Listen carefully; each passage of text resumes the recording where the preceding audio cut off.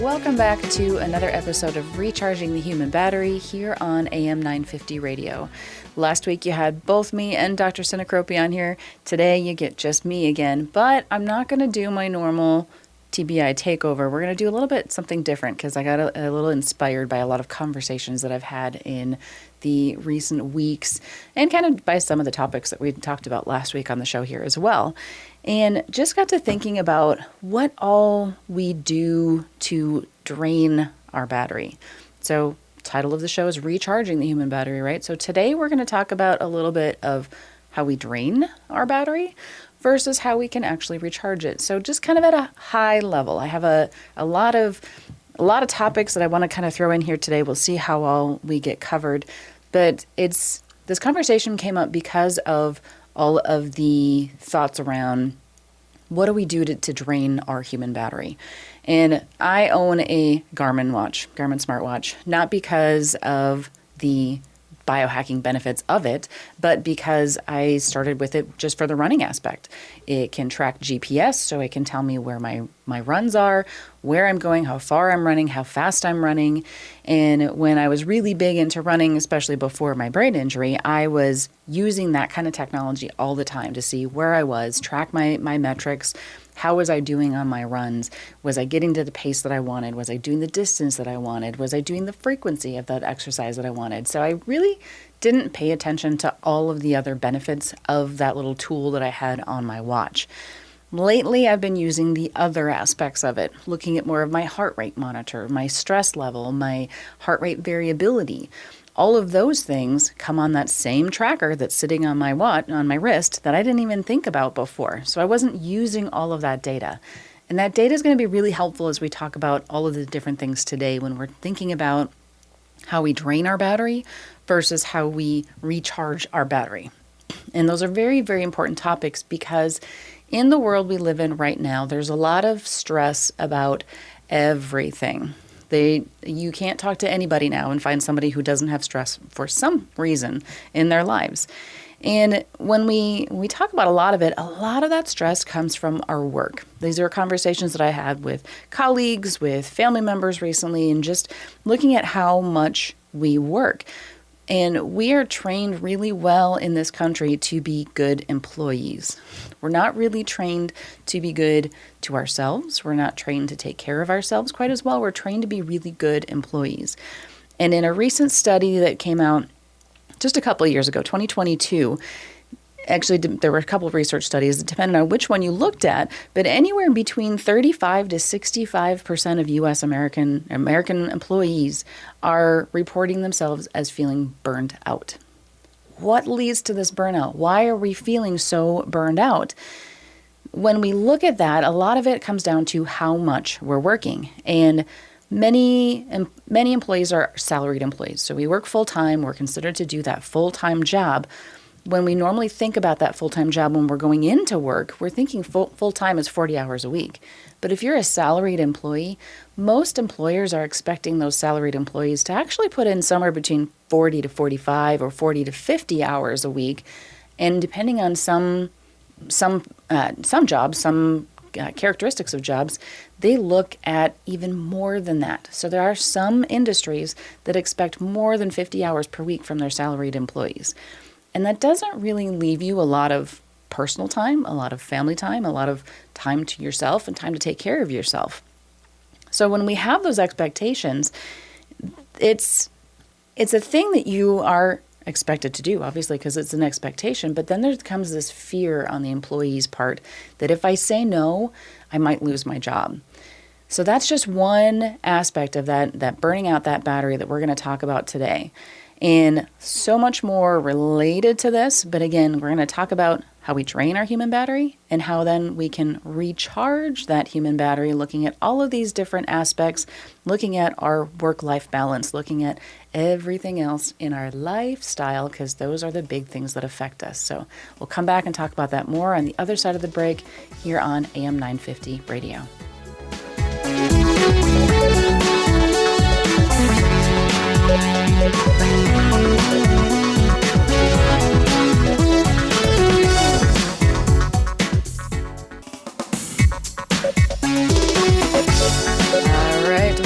back again here on AM 950 Radio with Recharging the Human Battery. You've got me, Mandi Dickey, the co-host, nurse practitioner extraordinaire, just soloed me today, talking about what it means to drain our human battery and then what it can look like to recharge it. Again, just kind of on a high level.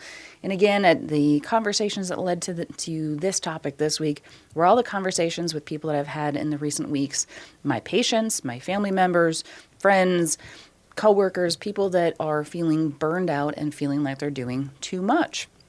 So is there a way to identify if we're doing too much, and how do we kind of make some amends on that? What can we do in our lifestyle, our environment to make some improvements with this?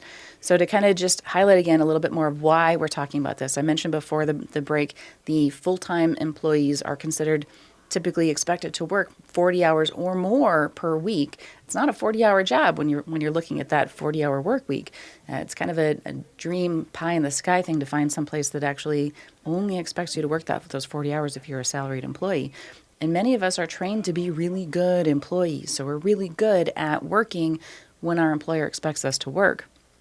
And then, as I said just before the break, there are some people that are afraid of saying no, they can't work because of potentially the fear of losing their job. In today's economy, today's market, if you're not doing what your employer wants you to do, they'll find somebody else. So for many employers, you are just a body filling that job. And I apologize to those that are listening that are the employers, but that's the way a lot of people see it. And very, very many people are afraid of saying no, that they're not going to work those extra hours because they're afraid of being replaced. And then even if we look at younger, we're seeing all the stress hitting our kids, our grandkids. And when we look at the number of hours we're putting on our children even too, just trying to figure out where this stress even starts. Kids are in school for 7 hours a day.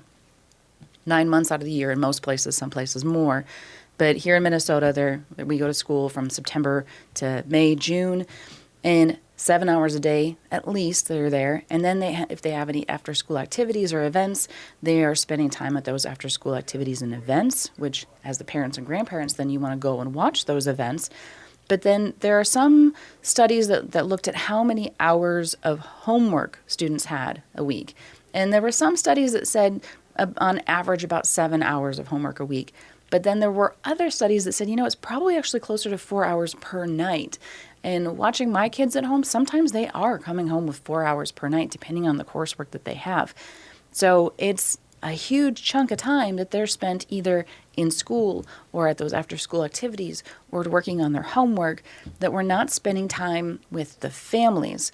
So then it got me thinking about how much time do we actually spend as a family? And in decades previous, families spent so much time together. It was the norm to have dinner together as a family on a weekly basis. You did that every day during the week.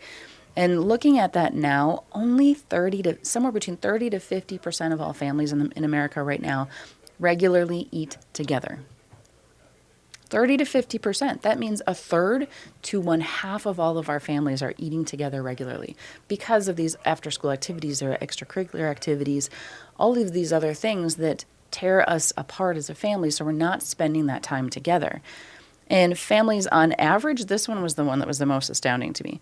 Families on average spend about 6 hours of quality time together per week. 6 hours. That comes out to about 35 to 40 minutes per day. So we're looking at that 24-hour day and we're spending 35 to 40 minutes of that quality time as a family. What else are we doing in that day? We are working ourselves probably entirely too much. So what does it mean to drain our human battery? There are a lot of factors that go into that other than just the work, the school, the time that we spend at work and school, all of the other things that come into play. Physical activity. We're always talking about how to keep healthy. You need to do 30 minutes approximately of exercise every day, or most days of the week at least, for cardiovascular health, which is really, really good. I'm not going to say don't do that. I do want you to exercise, but you do need to find a balance. So that physical activity, what's draining your battery? That strenuous exercise.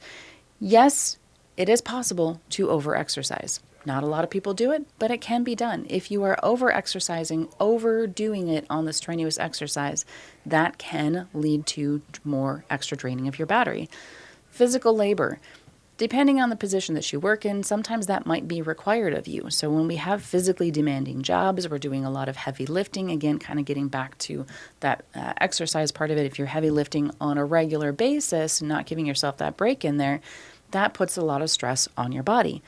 And then illness. We don't often think of illness, but illness is a stress on our body. So when you're sick, it really drains you mentally, emotionally, all of the things. It drains your battery. And the longer you push through that illness, the more it's going to drain your battery, which is really important for us to stop and take care of ourselves. But as really good American employees, we're not tending to do that. And then stress and emotions. How can stress and emotions drain our battery? I think we all kind of know that one, but mental and emotional stress takes a huge toll on your physical body. I have yet to read the book myself, so I'm not going to tell you from personal experience, but I've had many people recommend the book to me, The Body Keeps the Score, because as you are stressing yourself out, as you've been through trauma, your body remembers those things, and it holds on to that trauma. And our physical ailments can stem from our mental ailments. So when we are stressed, when we're depressed, when we're anxious, when we have PTSD, complex PTSD, all of these things, that takes a toll on our physical health because our mental health affects our physical health. It's very much connected between the two. You can't say that you are physically super fine and healthy and mentally you're not. Those do not equate together. So if you are in that constant state of stress, that constant fight or flight, that's your sympathetic nervous system on overdrive. And I know I've talked about that in my ABCs of concussion episodes before when we're talking about that autonomic nervous system. But in general, when we're looking at that sympathetic nervous system being on overdrive, that drains you. And the thing we don't always think about is that stress, whether it's positive or negative, still has the same effect on your body. So even if it's good stress, you've started a new job, you're excited about it, you're really excited about all the things that can come from that new job, that's still stress on your body, and it's still taxing on your entire system, whether it be mental or physical. Just because it's good stress doesn't mean it doesn't stress your body. And then those daily pressures.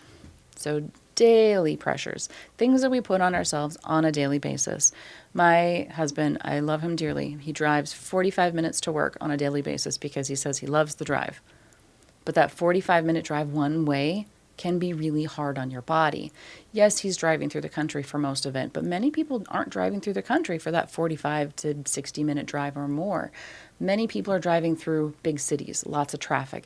That's stressful. Even though you're sitting in a car and you're not physically doing anything, it's still stress on your body because you're stuck in traffic. You're dealing with emergency vehicles because there's always an accident around you. Those daily commutes, those long daily commutes can cause a lot of stress on your body as well, even though you're just sitting still in your car. And then you have that busy workday. Again, we talked about the hours that we put in, but that doesn't necessarily talk about the stress of the job. So many places are trying to cut down and minimize how many employees that they have and work on as few employees as necessary because it's expensive to run businesses. And again, with our economy, we're not doing great in a lot of areas. A lot of places are trying to work on that bare minimum. Who can they work with just kind of a skeleton crew? So they minimize. They get rid of some of those employees that they don't necessarily need. They're going through and looking who do they absolutely need? Who can they have do multiple jobs? And I've seen this happen to friends and family throughout the years as they take on more jobs because their employer tries to make it look like they're doing a good thing because you're doing so good, you can handle all of this. Well, you don't need to handle all of this. You shouldn't have to handle all of it, but it's expected of many employees in many industries that you just do these jobs because your employer asked you to, and that's what you need to do. But that puts stress on you every day at work, and that stress leads to illness, leads to mental, physical illness, all of these different things because you're so stressed out at that job at your work. And then we don't really get taught really good coping mechanisms. So those poor coping mechanisms, when we don't manage the stress very well, that stress response is prolonged. So when we don't know how to deal with all of those stresses of the daily life, we don't have an outlet to get rid of all that stress response in our body takes longer to calm back down again.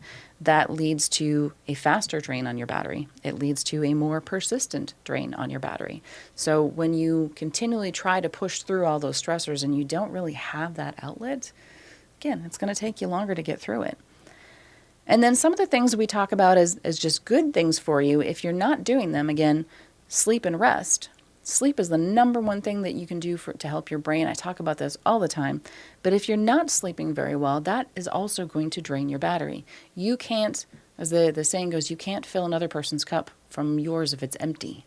So you have to be able to fill up your battery, recharge your battery before you try to help anyone else, including yourself sometimes. So what does that look like if we're not getting good sleep and rest? It could just be poor sleep in general, that amount of sleep, if you're not getting the right number of hours of sleep. And sleep quantity and quality are both very important. So if you are a person that needs 9 hours of sleep and you're not getting 9 hours of sleep, then you're not going to have good sleep. If you are a person who lives on 5 hours of sleep, you've always been that way, and you wake up without an alarm, fine. Good for you. I'm kind of jealous of that. I have to have an alarm to wake up. My body does not wake me up normally. I take that back. I take it back. Because my husband started a new job 45 minutes away from home. He wakes up at 3:30, or his alarm goes off at 3:30. Guess who's awake? Guess who's not awake? I wake up with that alarm at 3:30. So I guess my body does wake up a little bit. Not necessarily without an alarm, but, I wake up much earlier than I want to most days. Low quality sleep comes from things like having a TV in your room or from using social media in bed. We all hear the things and we all have people tell us not to do them and we never know why. Well, because it drains your battery. So if you're having that TV in your room all the time, you always have that little bit of EMF, the electromagnetic frequencies. They're coming off the TV, off the computer, off the phone. All of those things are sending those EMFs into your body, which that drains your battery. If you've never heard that term EMF, you can find it on Google anywhere. But those electromagnetic frequencies come out of every electronic device that we own, and they can drain our battery. So when we're thinking about all those things, somebody tells me they have to have a TV on in the room to fall asleep. They can't fall asleep without it. I'm trying to think of how you can have some sound in your room without having the whole EMF thing. You're not having the TV in there. If you feel like you need to scroll before you go to bed, you don't need to scroll before you go to bed. There's that fear of missing out, that FOMO is real, but try not to do that at bedtime because you need to let your brain calm down. If you're looking at those exciting things before you fall asleep, guess what? You're not going to have good sleep because you've been just excited about all these things that you've looked at online. And then just the lack of rest in general. When we go all the time, and we're not taking the time to sleep at night. I've had so many people over the years that say, I'll sleep when I'm dead, or I'll rest when I'm dead. Well, no, you can't wait until then, because you will probably die a little bit sooner. I think there's been plenty of studies to show that if you're constantly draining your battery, you're actually taking years off your life as well. So you might get that rest sooner than you want to, but not in the way that you want to. So rest is really, really important, but if we're not getting that rest, that's going to drain your battery faster. And then some other kind of just random facts on this one is diet. We talk about diet nutrition a lot on this show, but if you have that poor diet, meaning you're eating a lot of processed foods, you are not eating enough fruits and vegetables, those things drain your battery too. Food is important. Many people, if you look at all the nutritional influencers online, they're always talking about how food is fuel. It is. Food is fuel. So you have to think about what kind of fuel are you putting in your body. Are you putting the low-quality gas in your body, or are you putting the premium gas in your body? So think about your body like a car. If you're trying to think of how you want your machine, your body to run, you have to put high-quality fuel into it. So those processed foods, the high carbohydrate foods, the high everything foods, except for nutrients, honestly, when you're buying those highly processed foods, they're processed in a way that they're not going to go bad quickly. I think about, so we quote the WALL-E movie often on here. If you think about that movie WALL-E, if you've ever seen it, the little cockroach likes to eat Twinkies. hundreds of years later, thousands of years later, a Twinkie is the same in a package as it was when it was put on the shelf. If you're putting that in your body, you're essentially trying to preserve your body, but it's not really doing a very good job of it. It's not fueling you, it's just preserving the cells so that they don't die. That's not a really good way to think about it, but it is true. So try not to do the processed foods, because they're really not, they're not your friend. Fruits and vegetables are your friends. They fuel you. They give you the energy that you need. They give you the nutrients that you need. We'll talk about that more in a minute. Dehydration goes along with that. And I'm constantly asking every single patient that comes into my office, I'm asking, how are you doing on drinking water? And many of them say, I could probably do better. And then we calculate how much they should actually be drinking. And they're like, oh, yeah, I'm not anywhere close to that. So dehydration definitely drains your battery, because if you're not hydrated, you're not going to be able to continue to do the activities that you want to do. So hydration, really, really important. We're going to come back to all of these factors in a minute and talk about the good sides of them. But I want to bring them all up as kind of the negatives first, so you can see all the things, all the ways that we're draining our battery. And then we'll talk about how we can recharge it back up again. The last thing that kind of drains our battery a little bit is isolation. And this, I think, has been, more of a problem since COVID, because we all got stuck in our homes. We were told to stay home. We weren't told to go out and be around other people. And there are still many people that are very reluctant to get back out there and get back amongst the people, amongst the living. But that lack of social connection is actually an emotional stress. If you don't have people that you can connect with, whether it be on the phone or email or in person, if you don't have those people that you can connect with, that's an emotional stress. And when we can have 1,000 friends on Facebook, and that means nothing if you don't have any friends in real life that you can actually talk to, you can rely on, that you can spend time with, go have lunch with, get ice cream with, whatever the case may be. I'm not going to say get a drink with, because avoiding alcohol is another thing that will help you with your battery. So all of those things that you can do, though, to get together with people and not be isolated. When you're isolated, that's a stressor on your emotional system. So that's another one that we really need to think about. So then, what does it mean to recharge our battery? We've just talked about all of these different factors that drain our battery. And if you have that smartwatch, it'll actually tell you what your body battery looks like. So every morning when I wake up, my Garmin tells me what my body battery is. And I know if I haven't slept very well, I'll wake up and I feel it. So I dread looking at that number, because that body battery is low. And then I go to work and my body battery is lower. And then when I stop and I relax and I spend some time with my family, guess what that body battery does? It comes up a little bit. So there are ways that we can improve that body battery, or that human battery as we're talking about it. So Garmin is kind of, they have the market on the term body battery, but it's not just a term for them. We can all talk about it. So what does it mean to recharge the human battery? And this is where some of those biohacking skills come into place. If you've ever heard of biohacking, there's so many podcasters out there now talking about biohacking, and lifestyle influencers out there talking about biohacking. What does it actually mean?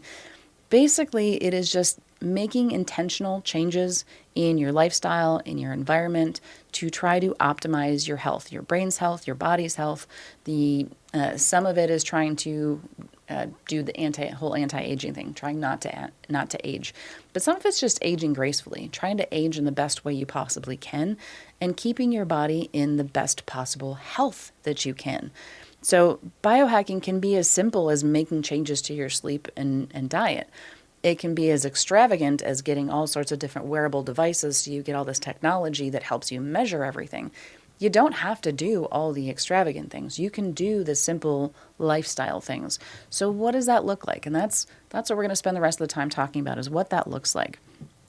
So the first one is sleep and rest. I brought that up as a draining thing that we're talking about when we're not getting enough sleep, we're not getting quality sleep. So what does it look like when we're getting quality sleep? When I talk to my patients, we're always talking about setting a routine. So it's really important to get that routine in place. It's best to try to go to bed and wake up at the same time every day, regardless of your work schedule. I know it's not fun, because you want to sleep in a little bit on the weekends and try to recover and recoup some of that and make up some of that sleep. But in reality, you can't ever make up the sleep that you lost. The sleep that you lost is lost. You can improve your sleep moving forward, but once you've lost it, you don't get that sleep back. You can't say, oh, okay, well, I'm going to bank that for later, because it's not how that actually works. And even if you sleep in on the weekend and you sleep 12 hours a day on the weekend, that doesn't bank it for the whole week. That just means you slept 12 hours on that day. So that's all that means. So that quality sleep, that bedtime routine really starts with going to bed at the same time, waking up at the same time. I know it's easier said than done. I'm not even great at it, but I'll tell you that that's the best thing to do. And making sure that you get quality sleep. So quality and quantity kind of go hand in hand on this one a little bit. So you need to make sure that you're getting enough sleep.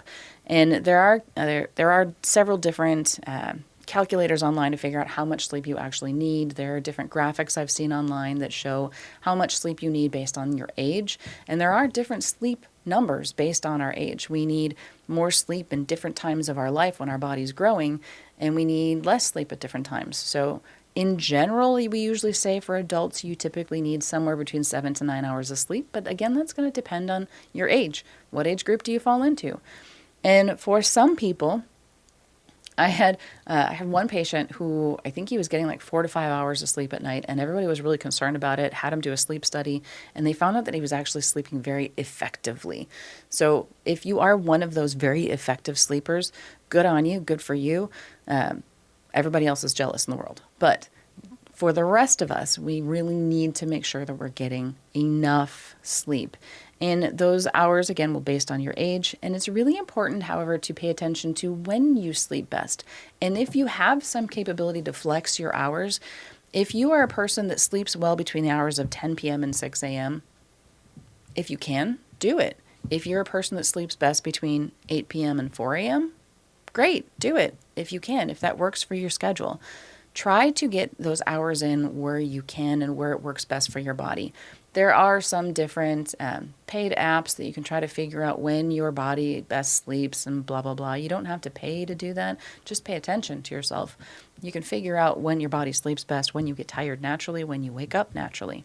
So that's a great way to kind of figure out that time frame of that sleep. But then the quality of sleep is really important too. And this is a little bit more difficult to identify if you're not doing some sort of technology to monitor your sleep. But you need to make sure that you're getting enough REM sleep.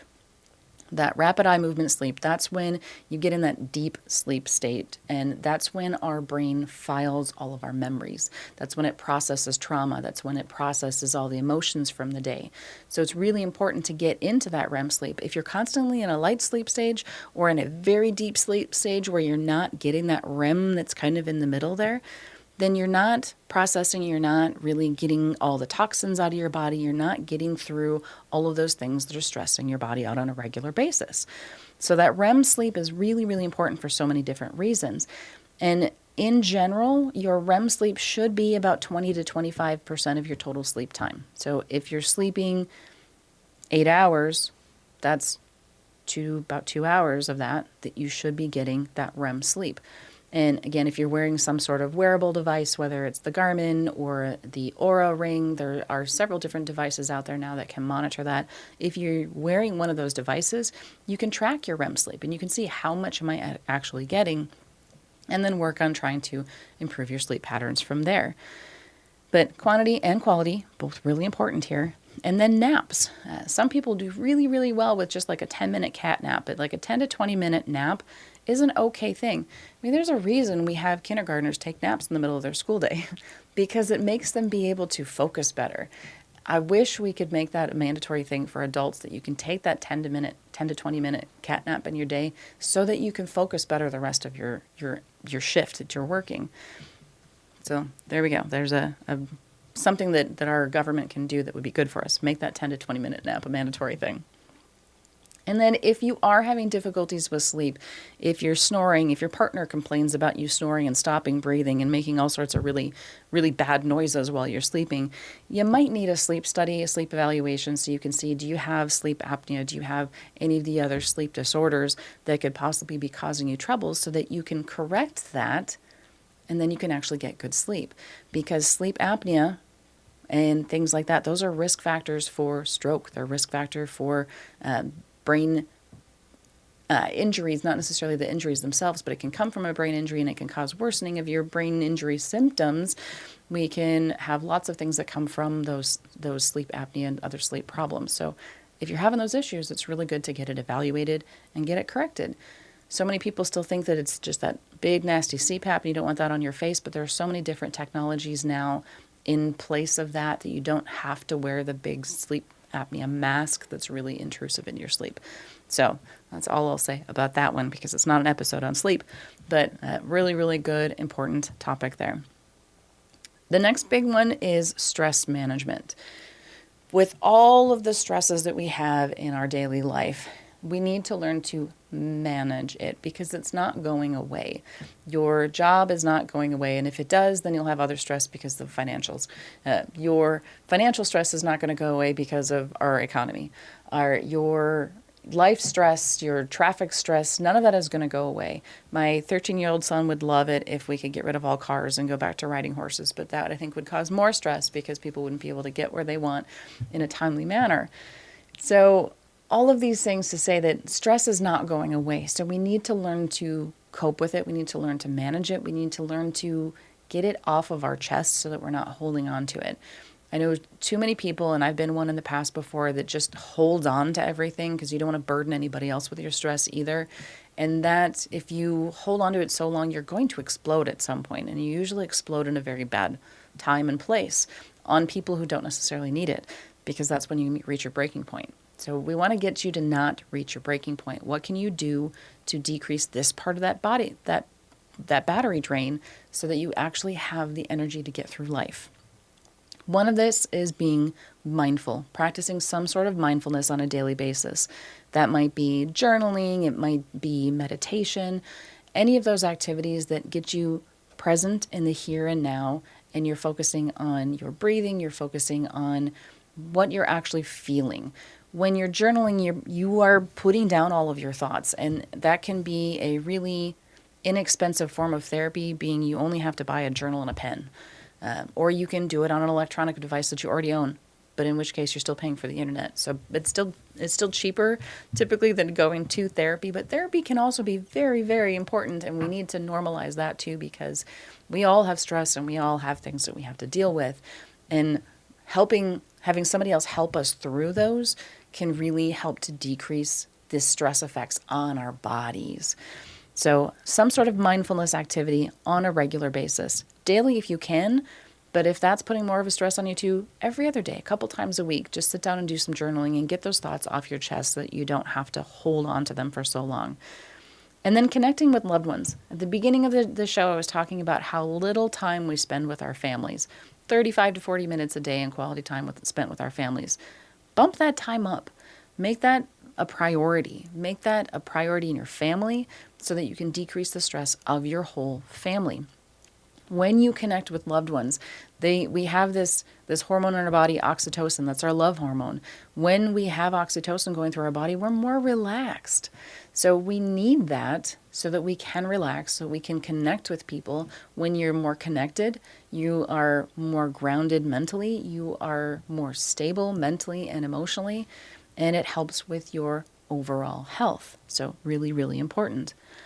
And then building resilience. And this is where some of those little biohacking tools come into place. When you build resilience, you're building up your mitochondrial health in your body. You're building up the things that help to keep you grounded and healing and energized on a regular basis. So some of these things are going to include like saunas. Red light saunas, they are really, really helpful. The infrared saunas, they're very helpful. They can decrease a lot of the inflammation, the antioxidant stress that we're doing to our body on a regular basis with all of our stressful activities. Cold showers, you don't have to pay much for this one. Cold showers are really, really important. The use of cold therapy in general for stress, for moods, for calming your autonomic nervous system is incredible. And I do talk about this on a regular basis with patients as well. After brain injury especially, we see a lot of autonomic dysregulation. And a lot of that can be calmed down with cold therapy. So cold water therapy, whether it is taking an entire cold shower, doing a cold water plunge. Some people swear by those ice baths. You can actually get the baths that keep it cold for you. Or you can just fill up, your own bathtub with ice cold water. You could do it that way too. Some people will take just the last 10, 15 seconds in their shower and turn the water as cold as they can tolerate it. If that does not sound like a thing that you want to do, or you've had bad experiences with it, it gives you palpitations, it freaks you out, don't do it. You can do a face plunge. So a cold water face plunge. It's the mammalian dive reflex, essentially. You're putting your face into a bucket of cold water or a sink full of cold water, as cold as you can get it, add ice if you can. Hold your breath 20 to 30 seconds.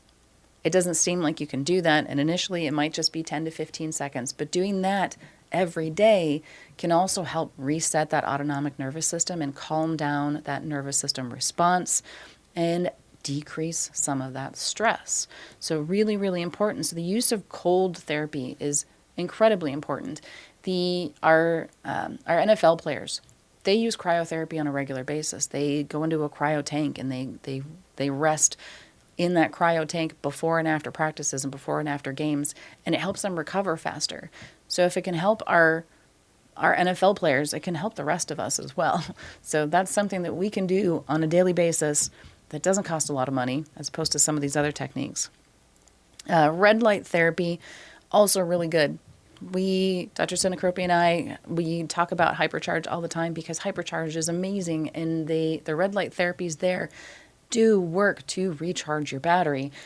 When I was first going there after my brain injury, I actually drew a picture of a brain with like jumper cables on it because I felt like my brain was getting jumped while I was in those treatments. And that red light therapy, again, works kind of like the cryotherapy in that it helps to calm you down. So it decreases the inflammation on your system. It decreases that antioxidant stress that we're doing on a daily basis, creating on a daily basis by all of these stressful things that I talked about. So when we're doing all of that, we need to calm it back down. And regular use of red lights can definitely help with that photobiomodulation, not necessarily the red lights that are just getting at your face. So some of those that you can get just really cheaply on Amazon or online or whatever, they're really good for your skin, but they don't necessarily get much deeper than that. Skin is great too, don't get me wrong, but you really do need to get it deeper in order to get to the cells, to get to the root of the problem and try to fix that energy from the bottom up, because it is working on your mitochondria, creating that energy. That is working on your body battery directly when we send a red light into those cells. So another one that you can do without cost factor of it and probably saves you money is limiting your alcohol and limiting stimulants. So many people, we talk about ADHD all the time. And actually this week on my personal podcast, my Brain Wellness podcast, I have a psychiatrist come on and we're talking about ADHD and diagnosing ADHD appropriately. And we do see a bit of an increase in the diagnosis of ADHD, more so because it seems to be happening more and we are diagnosing it better. So there's a little bit of a combination of both of those, but we're better at diagnosing it now and getting people the help that they need. But that also sometimes comes along with those stimulants, and those stimulants can increase the stress on our body because stimulants increase stress. So same kind of thing with coffee. If you drink too much of it, that's also a stimulant, and that can also lead to stress. And when I say too much, it's usually the patient that comes in to see me and they're drinking 10 to 12 cups a day. That's too much. 1 to 2, you're probably okay. As I've got my cup of coffee sitting next to me. 1 to 2, probably okay. 10 to 12, probably not. So limiting stimulants, limiting alcohol, those things, especially if you're having them close to bedtime, the alcohol more so than the stimulants, because most people don't do stimulants right before they go to bed, but the alcohol, if you're drinking that right before bed, sometimes people will say, well, I can't fall asleep without a glass of wine. Well, guess what? That glass of wine isn't actually helping you stay asleep. It's not helping you get good quality sleep, because chances are you're probably waking up about 2 or 3 o'clock in the morning when that alcohol is worn off, and now your system wants to try to wake up. So think about that a little bit when you're monitoring your sleep on your own. And then breathing exercises, so helpful for trying to decrease stress. Free, absolutely free. So breathing exercises, using your diaphragm, calming down your system, that is a huge help right there. And again, super free.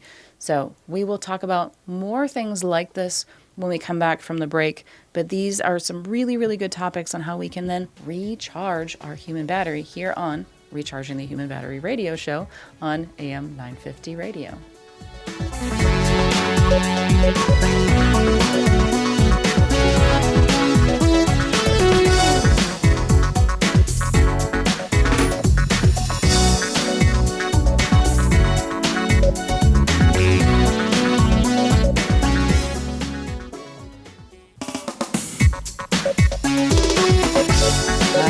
And welcome back one last time today for the show, Recharging the Human Battery here on AM 950 Radio. Again, you've been listening to me, Mandi Dickey, solo today. Dr. Cinecropia is out. So we've been talking about kind of what and how we can recharge the battery. So the first half of the show was all about the things that drain our body battery. And we've been talking about recharging the human battery. And actually, on the break, I was doing a couple deep breaths, as I was just talking about before we finished, before we closed up with before the break. Those breathing exercises, that diaphragmatic breathing, people kind of poo-poo it, thinking it's kind of woo-woo. Does breathing actually work? And breathing actually keeps you alive. So I will say, yes, it actually works. But when you focus on your breathing, you can't be stressed and focus on your breathing at the same time. So those two things cannot happen at the same time. So yes, focused breathing, diaphragmatic breathing, taking those square breaths, however you want to do them, those are techniques that can help to calm that stress response in the moment, because it works, because breathing works. And then wearables. We talked about some of the technology. So using some sort of wearable technology, whether it's an Oura ring or a Garmin or an Apple Watch, whatever, they all do a pretty good job now of tracking your sleep, your stress, your heart rate variability. And again, heart rate variability is very important because it tells us our cardiovascular health. How well does our heart respond to times of stress?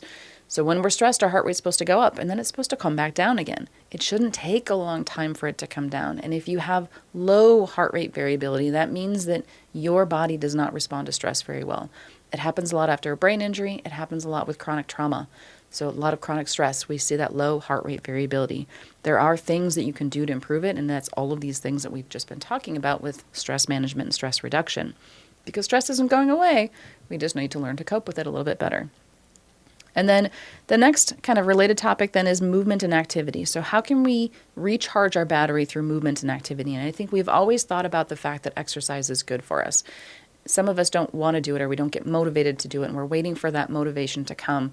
The motivation is not going to come on its own. You actually have to create it. So that research has shown that recently, that you can't wait for the motivation. You have to start it, and then you'll get into the routine, and then you have the motivation to continue the routine. But moderate exercise is really good.